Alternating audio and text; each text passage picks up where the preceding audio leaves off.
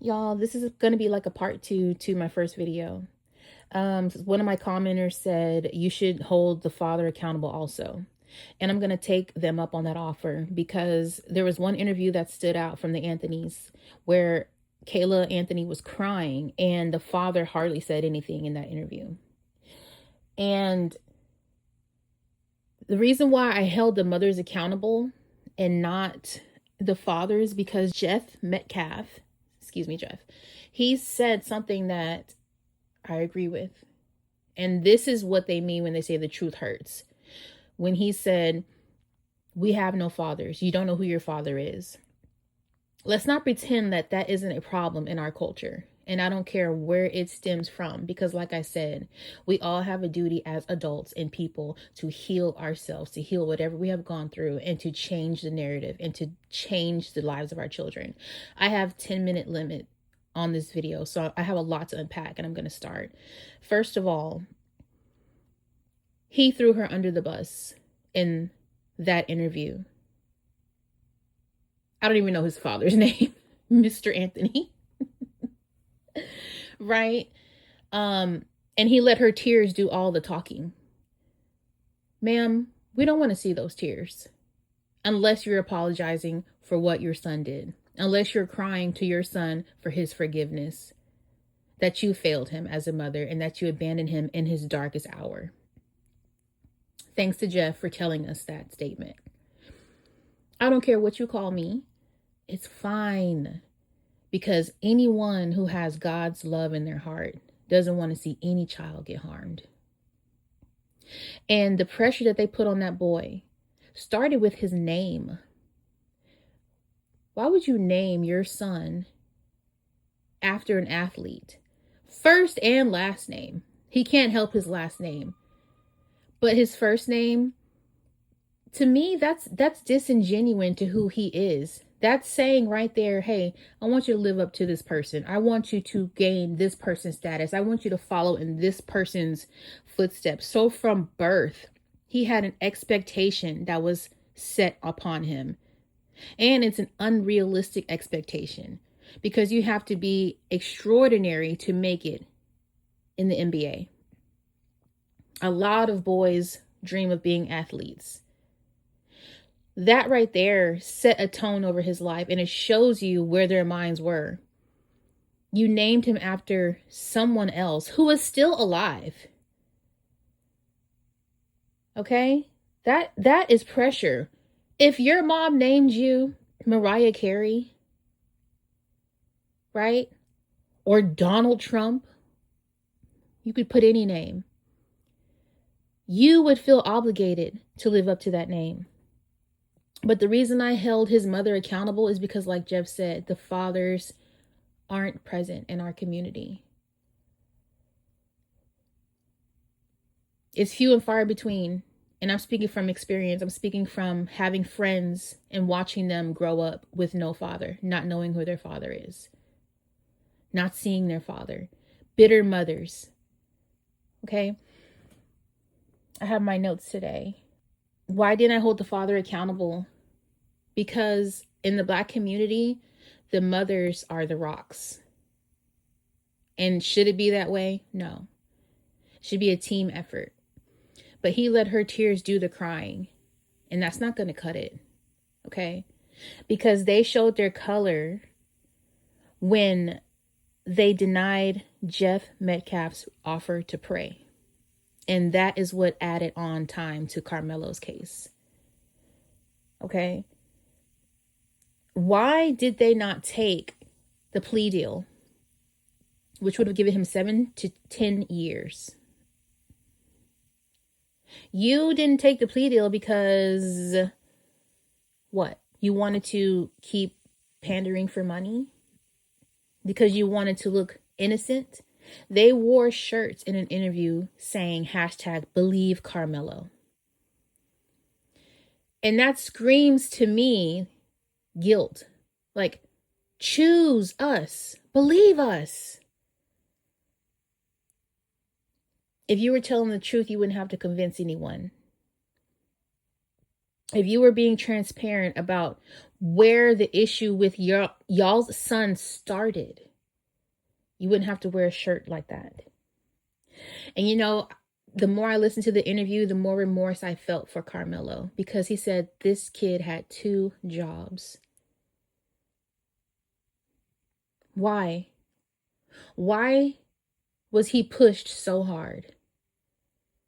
And I bet you made him cut grass, take out trash, do tons of housework. You keep talking about his performance when it comes to his GPA. And this is what I mean in my first video about pushing your kids to perform, but nurturing their spirit, none. Giving them no spiritual guidance.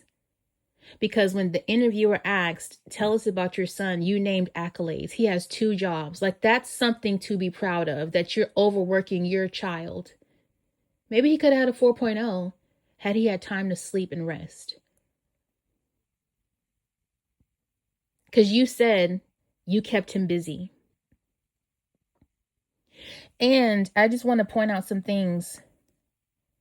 Carmelo's father said, I kept him busy.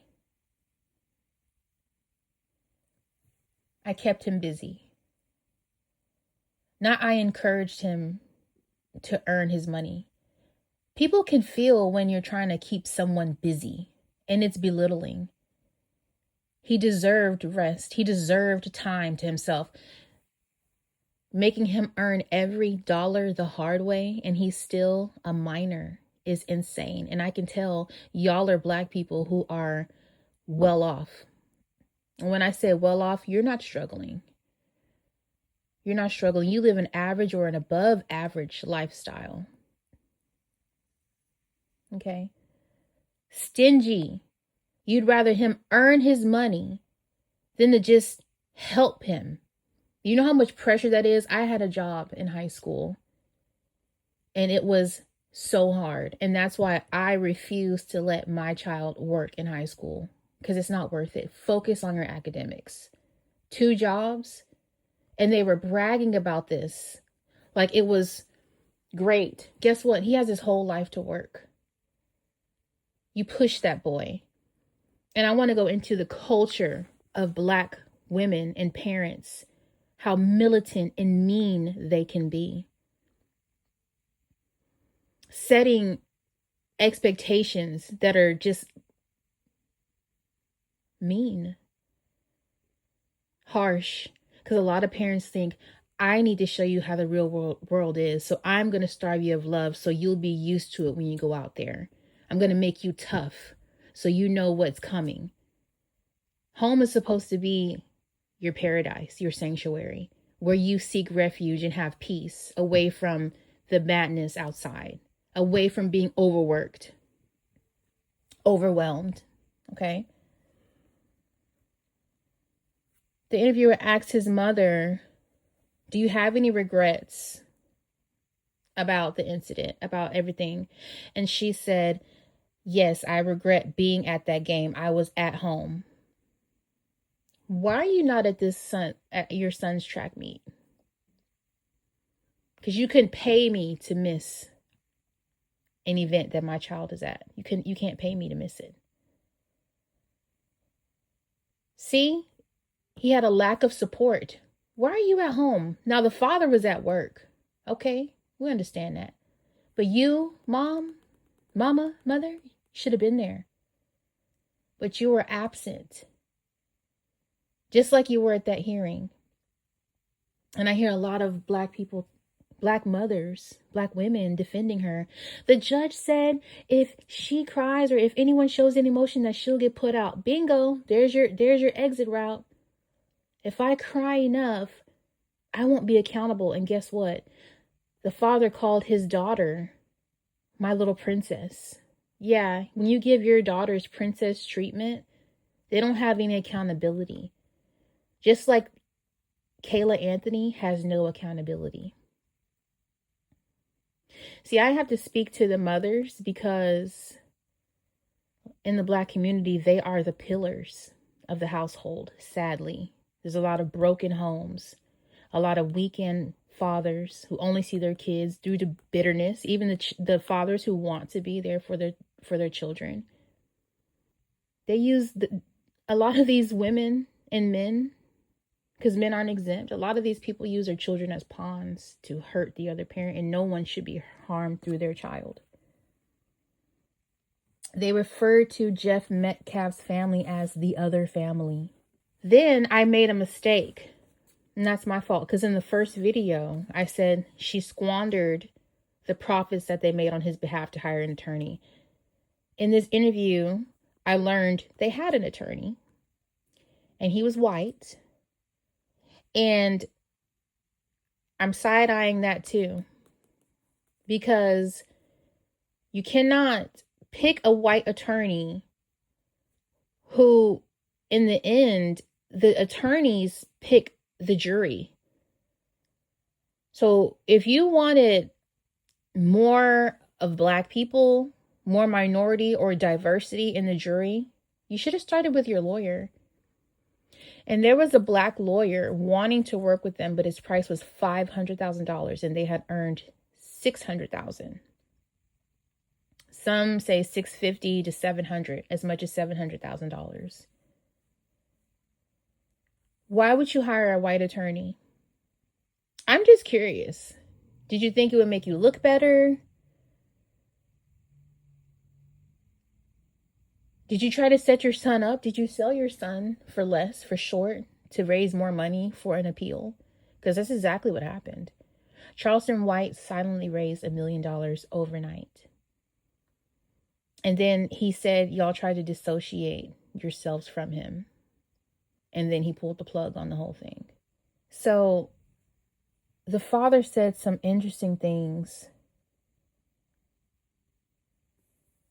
But I want to say there were 4 Black key eyewitnesses. And their testimony aligned with Austin's narrative. 4 Black witnesses who were there told their truth, and it didn't align with Carmelo's. Then they said that he didn't throw the knife, that he dropped it because his hand was cut. How did his hand get cut? How did it get cut? The boy who so-called invited him to the tent, on the stand, he said he didn't know Anthony. And then the father goes on to say, we have a picture of Carmelo and your grandma. We have a picture. And I felt that was really strange because there was no backstory. There was no further explanation. Why is there a picture that proves nothing? That's, first of all, weird, because why does your son have a picture of another kid's grandma? Why are they even together? And because you know the grandma, you think you know this kid. So the whole, oh, I was invited concept is kind of blurry there. But guess what? You can be invited somewhere and told to leave.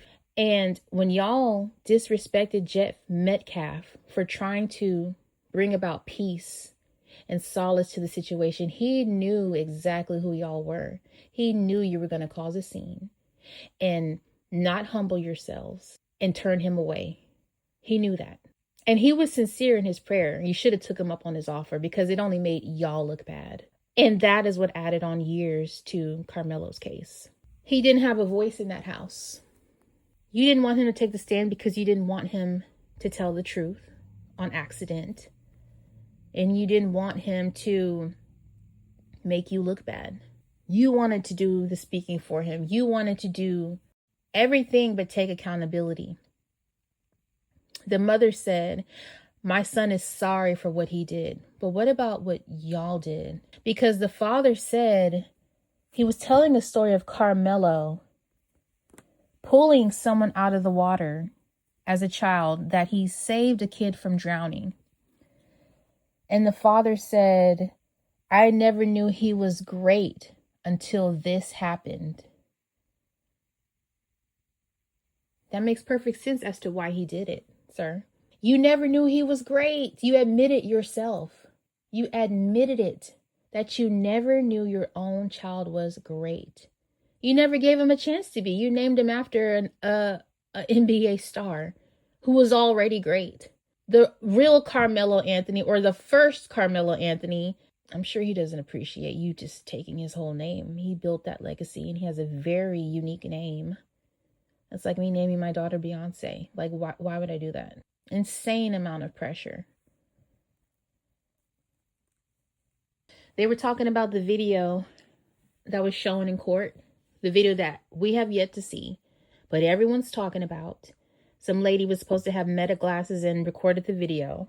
Willie D has an old video, has nothing to do with this. It's like the stands at nighttime. People say that's old. But when the parents speak about the video, the father never said that the video showed his son was innocent.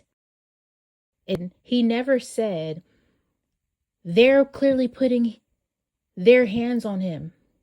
He never said that. They mentioned a video, but obviously it didn't help their son's case. Because if I had a video of my son being harmed by a group or that could show his innocence, I would be screaming it. So they say that they didn't have a new house and cars or a nose job. So what happened to the rest of the money? Like I said, $650,000 is not a small amount of money. And another reason why Charleston White left them alone is because he quoted what they said. They asked him, does the leftover money come back to us after the appeal is paid for? And he said, no, ma'am, it goes back to the donors. It goes back to whoever donated. And that just disgusted him. And he pulled the plug. See, in self-defense cases, the jury needs to hear from the person claiming self-defense. Carmelo never had a voice and they didn't want him to have one. This was an open and shut case. And I feel that he could have said something. Maybe they felt he was already guilty and they would poke through lies. I'm not going to make up things. Of course, a lot of people are saying the defense would have tore him to shreds. They probably would have, because it wasn't really self-defense. Because when you sit there like Carmelo did and say, try me, try me, try me, he was begging for a problem. And what happened was Carmelo took his frustrations out that he had on his parents and in his personal life, and he took that out on Austin. He found someone who he felt was weak, a white boy. And Austin had a good heart. Because when you have a good heart, it's hard to be full of malice. It's hard to pick your battle over something that's petty. And if people tell you to leave 15 times, guess what? They're not the aggressor. They're not the aggressor. No one should have to beg you to leave, but Carmelo wanted to take his anger out, and he did. He wanted to be heard. And this case has got him the attention he's never gotten. He just got it in the worst way. It got him the stage. The father had a problem with the Metcalf saying, look at me, at the last statements. I believe it was Hunter Metcalf who said, look at me while I'm talking to you. And he looked at him. He looked at Hunter in the eye. And that shows that he felt remorse because he didn't have to do that. But Hunter demanded that eye contact because not once did these people say that they were sorry. Not once did they show remorse. And when the father of the victim is trying to pray and make peace, you call the cops on him. And you turn him away. And guess what? He left without harming anyone, unlike your son. And sadly, this is a huge problem in our community. Materialism and pressure. And being treated like an object. Being treated like just all you can do is earn money for me. Earn it. Go work. Because materialism has the Black community in a strong chokehold. We cannot wait to get wealth and become bragging, boastful, and self-deluded. And that's myself included. I always have to check myself. I always have to keep God in my heart and remember the graves, because that's where I'm going. The reporter asked the father, is there one thing that you wish you would have done And his answer just floored me. He said, I wish I would have been rebellious. Rebellious to who, sir? You want to take Hunter's life too?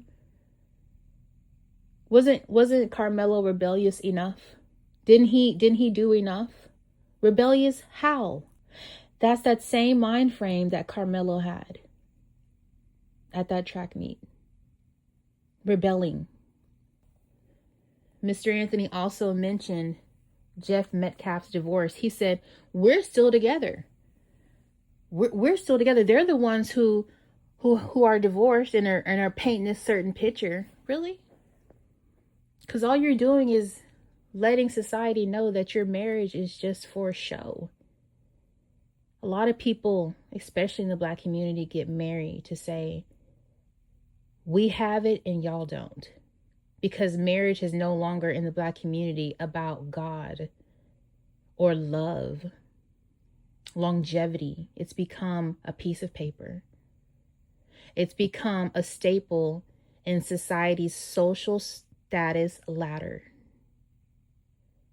Who cares that you're still married? See, you never appreciated your son, and sometimes God will take things away from you when you mistreat them.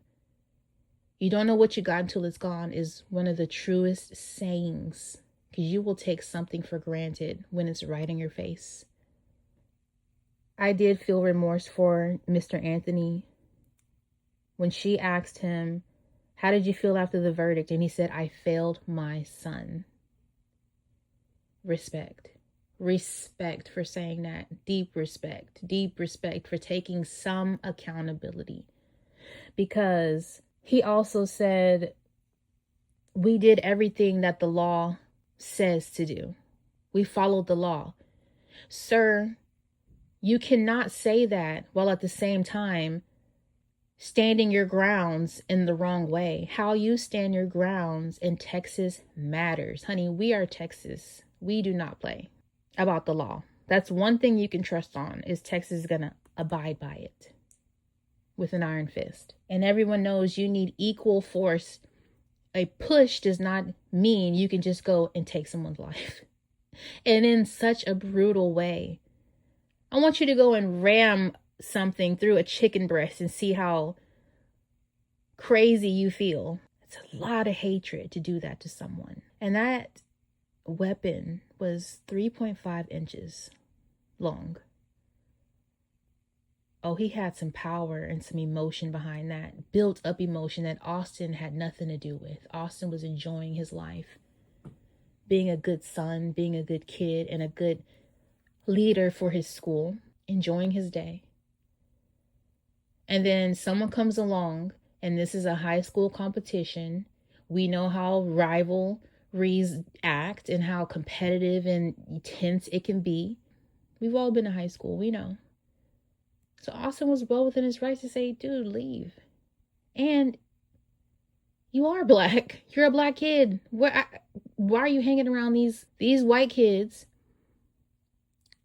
What are you doing here? If you didn't have any malice in your heart, you would have left. But he kept saying, try me, try me, try me. Guess what? That aggression was towards you, Kayla. You, Mr. Anthony. They did not speak clearly because the putting up an image. The father said, I know it's hard to believe that he had all this, but the receipts show. Guess what? The receipts are just that. A lot of people can look good on paper. A lot of people can have a great resume, but be broken and awful people inside. Yeah, looks good on paper. The receipts show nothing. A GPA shows nothing. Having 2 jobs, that's something that adults do. The father also said, when he was mentioning the video, he says, so you telling me that you can be assaulted and not fight back? Sir, your son didn't fight back. He did the extreme. He ended someone's life. I wish he would have fought back. I wish these kids would have just walked away with being suspended or having bruises and whatever, and just been done with it. People keep trying to justify he was bullied. I don't care. First of all, no one was bullying. There's a difference from being bullied and having a confrontation. This was a confrontation that just ended horribly. Like I said, there's an issue in our Black community. I've seen it. I've seen mothers, Black mothers, belittle their sons, emasculate them, talk bad about them, treat them like women, don't honor them with respect, like the young kings that they are, because you're bitter, just mean. Mr. Anthony also blamed white people for making it into a race war. He said, some lady said that white lives matter. But if it wasn't about race, and you referring to Jim Metcalf and his family as the other family, because the interviewer, she asked, are you referring to Jeff Metcalf? Because that is a very funny way to address the victim's family. They're not even sorry for what happened. Not one apology is crazy. Kayla, that's what you get for having yourself at home. Lazy, non-supportive mother, like we see time and time again in the Black community. You're not bringing cupcakes to school for his birthday. You're not at his track meets, at his games. You're not paying attention to what he's going through in his daily life to miss all the signs that led up to that moment. You're so busy telling your husband he's overworked. What about your son who worked 2 jobs and maintained a 3.6 GPA? When were you going to tell him he was working too hard? Because a lot of people like the idea of children to have as adornments, but they don't like the everyday mundane work it takes to raise them. So you keep them busy, as you said. And you think kids can't feel that? You think kids can't feel like they're not loved and appreciated, and they wonder, why am I even here? And that boy had an out. That boy was acting out because of the negligence and love that was going on in that home, of just a work performance culture that you created, that you never catered to him. You never even let him be his own person. You named him after someone else. First and last name, come on now. So yeah, I hold you accountable, Father. But what Jeff said, he didn't lie about this being an issue. Why I held the mothers accountable but not the fathers, because a lot of these fathers aren't in the Black children's lives. The ones who are few and far between. And I honor y'all and I thank y'all for doing your part. And continue to be great Black men, because we need y'all. Ooh, we need y'all. And mothers, you're needed. You're needed too. Because like I said, a lot of these people are supporting Carmelo because they see Kayla as their mom. They see their mom in Kayla. And what can you do when the person who birthed you becomes an instant enemy? Black people are in survival mode when it comes to their parents. And they're forced to love and forgive people who harm them, who hurt them, who don't value them for real. And they say it's love, knowing deep down they weren't seen. See, if we loved our children right and taught them right, Black people, a lot of them wouldn't be incarcerated right now. That's just the truth. And I don't know where to even start. So I'm trying to unpack it and look at it from a bird's eye view and say, okay, where did it go wrong? Because it happened way before that track meet, that you were carrying around something inside. Keep God first. Blessings on you, Austin, still. And for those people, those Black people who are urinating on this child's grave, ooh, there's a special place in hell for you. I don't want any parts of that. You don't think you're taking it a little too far? This child has done nothing to y'all. Nothing. This child is in the ground for nothing. And you're embarrassing the hell out of our people. And that's why they think that we're all thugs and murderous and ghetto. Because what are y'all doing out there on that child's grave? Why don't you go get a job? See, it's hard not to let things that harm you and hurt you turn you bitter. And I recognize Metcalf for not turning bitter. He is trying his best to restrain his spirit and to keep the faith and to not demonize our entire culture and race of people because of what happened, the aftermath of how Black people have acted to this crime. May the Lord be pleased with you, Austin, and the Metcalfs. Keep Hunter strong. Keep them all strong. He's still alive, although you perceive it not. The good do get unalived young. They get taken while young because they're too precious and pure to stay here. And I want to say, Jeff, you are handling this trial phenomenally because this is a trial from your Lord. And let me tell you, you are passing. You have shown so much strength and restraint. And that doesn't go unnoticed. Trust me. Because if it were my child, I couldn't tell you what I would do. I definitely wouldn't be praying with these people.